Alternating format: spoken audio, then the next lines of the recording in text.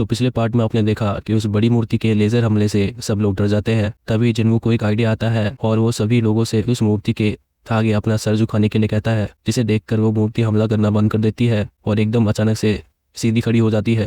इसे देखकर जिन्वू और उसके सभी साथी डर जाते हैं। फिर से जिन्वू को उस डंजन का तीसरा नियम याद आता है जिसमें भगवान को खुश करना होता है। इसके लिए जिन्वू के साथियों में से एक आदमी आगे आता है और उस मूर्ति के सामने प्रार्थना करने लगता है, लेकिन देखते ही देखते वो मूर्ति उसे अपने पैर के नीचे कुचल देती है, जिससे सब लोग डर के मारे इधर उधर भागने लगते हैं। और तभी जिन्वू सभी को उन मूर्तियों के नीचे जाने के लिए कहता है जिनके हाथों में इंस्ट्रूमेंट होते हैं।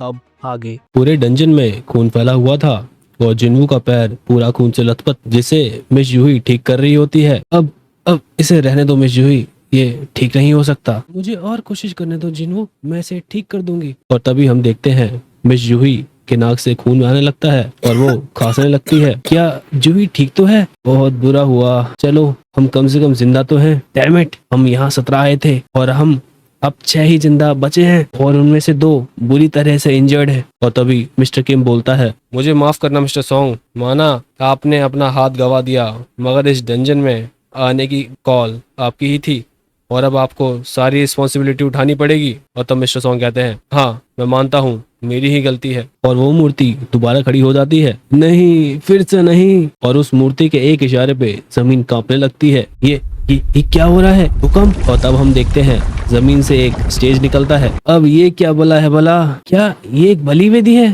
सभी लोग शॉक्ड रह जाते हैं। क्या एक बलि वेदी? जैसे पुरानी कथाओं में होता है जहाँ पे बलि दी जाती है भगवान के लिए, जैसे कि गाय, सुअर, भेड़, बच्चे, कुंवारे लड़के आदि। और आखिरी नियम है अपना विश्वास दिखाओ। ये हमारा आखिरी टेस्ट हो सकता है। और तब मिस्टर किम कहते हैं, चाहे मैं कितना भी बेवकूफ क्यों ना हूँ, मगर मैं एक चीज अच्छे तरीके से समझ चुका हूँ, हमें किसी की बलि देनी होगी, है ना जिन्वू? और तभी मिस्टर किम मिस्टर सॉन्ग की तरफ तलवार कर देता है। हम लोग तुम्हारी वजह से यहाँ फंस चुके हैं। हमें यहाँ पे कौन लेके आया था बोलो? वो तुम ही थे ना? जो आदमी अपनी वाइफ और बच्चों के बारे में बात करता रहता था, उसके 2 टुकड़े हो चुके हैं और 10 और लोग मारे जा चुके हैं। मिस्टर सॉन्ग, तुमने अपना दायित्व निभाने के लिए कहा था, अब अपना कमिटमेंट पूरा करो। मिस्टर किम, आप ये क्या कह रहे हैं? तुम मुंह बंद करो जिन्वू।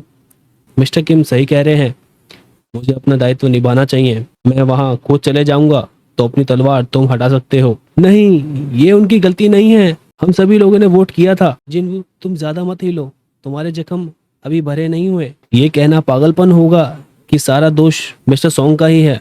और तभी मिस्टर सॉन्ग बलि वेदी की तरफ बढ़ने लगते हैं और जैसे ही वो घेरे के अंदर पहुंचते हैं, एक आग जलने लगती है। क्या ये क्या हो रहा है वहाँ पर? हे, क्या मैंने कुछ गलती कर दी है यहाँ आने से? तभी जिन्वू सोचता है, एक ज्योति का क्या मतलब हो सकता है? क्या वो बलिदान नहीं चाहता? क्या कोई मुझे बलि वेदी तक लेके जाएगा? चलो बलि वेदी के ऊपर चले। क्या कह रहे हो? हाँ, ये ठीक रहेगा। और बाकी के हंटर्स जिन्वू की हेल्प करते हैं उसे बलि वेदी तक ले जाने के लिए। अच्छा, तो ये ऐसा दिखता है। तुम्हें क्या लगता है बाकी के हंटर्स हमें बचा लेंगे अगर हम यहाँ रहे तो? आज 1 हफ्ता हो चुका है गेट को खुले हुए।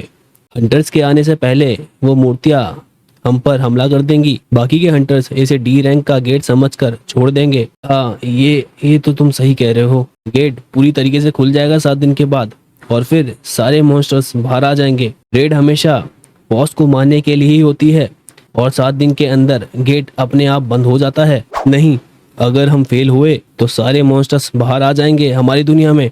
तुम दोनों यहाँ इस घेरे के अंदर आ जाओ। प्रत्येक व्यक्ति के लिए इस घेरे में एक ज्योति है। ऐसा लगता है जब सभी लोग यहाँ आ जाएंगे बलि की प्रथा तब शुरू होगी।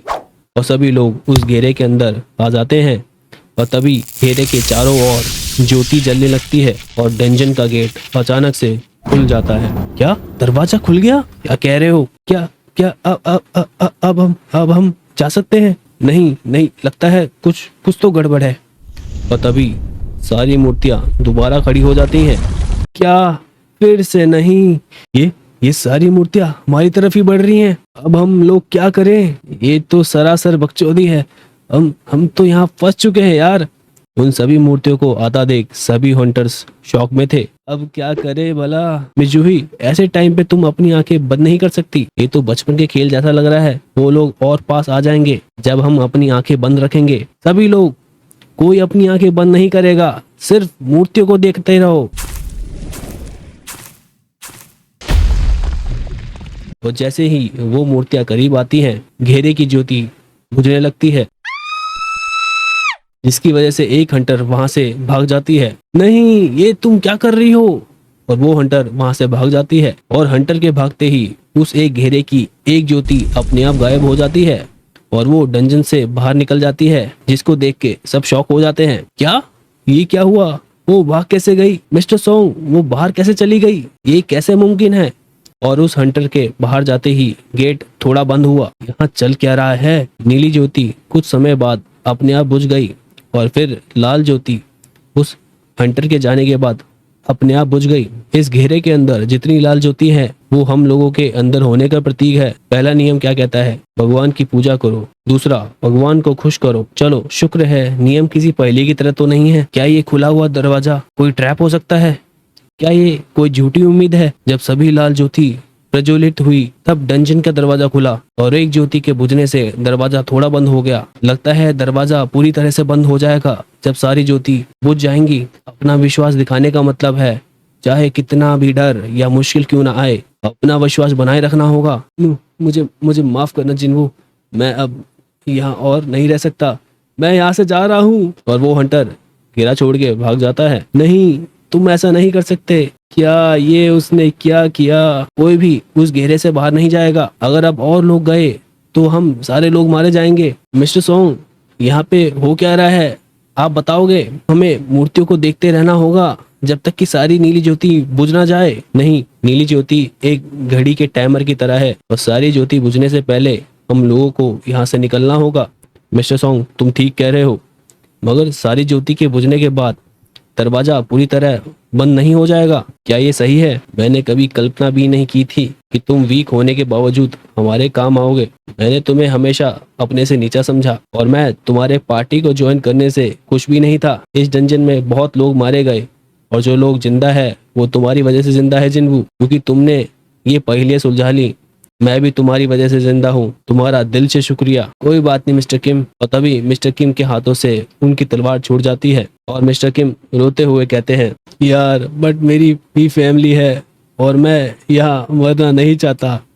मुझे माफ करना, मैं यहाँ अब और नहीं रह सकता। मैं जा रहा हूँ। नहीं मिस्टर किम, मुझे माफ करना जिन्वू। और मिस्टर किम बाहर निकल जाता है। मजाक मत करो, तुम यहाँ से जा रहे हो और तुम्हारा यहाँ से जाना मेरी मौत का कारण बनेगा। डंजन का दरवाजा आधे से ज्यादा बंद हो चुका होता है। हमें बहुत देर हो चुकी है, मगर लगता है मुझे सब समझ आ चुका है। तुम सभी लोग मुझे छोड़ के यहाँ से जा सकते हो। मिस्टर सोंग, आप ऐसा नहीं कर सकते और दरवाजा पूरी तरह बंद नहीं होगा जब तक इस घेरे में एक हंटर मौजूद है ना? और वैसे भी तुम्हारे पास पूरी जिंदगी पड़ी है जीने को, तो तुम लोग चले जाओ। जूही, क्या तुम जिन्वू की मदद कर सकती हो यहाँ से बाहर निकलने के लिए? हाँ हाँ, बिल्कुल बिल्कुल। और तभी जूही जमीन में घुटनों के बल आ गिरती है।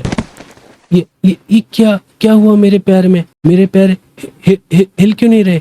शायद तुमने ज्यादा ही माना यूज कर ली है जिसकी वजह से ये हो रहा है। और तब जिन्वू कहता है, मिस्टर सोंग, आप जूही को लेकर यहाँ से चले जाओ। नहीं, मैं ये नहीं कर सकता तुम्हारे साथ। तो फिर मिस जूही को कौन लेकर जाएगा बाहर? हमारे पास समय बहुत कम है, जाओ तुम लोग। नहीं जिन्वू, मैं तुम्हें छोड़ कर नहीं जा सकती। मैंने तुम्हें वादा किया था डिनर पे ले जाने का, है ना? ये लो मेरी तरफ से डिनर तुम्हारे लिए, और मैं तुमसे अपने पैसे वापस ले लूंगा जब मैं वापस आऊंगा। और जूही रोने लगती है और तभी मिस्टर सोंग जूही को बेहोश कर देता है। माफ करना, मुझे ये सब करना पड़ रहा है। प्लीज जूही का ख्याल रखना आप। हाँ, मैं ख्याल रखूंगा। और जिन्वू बहुत पेन में होता है।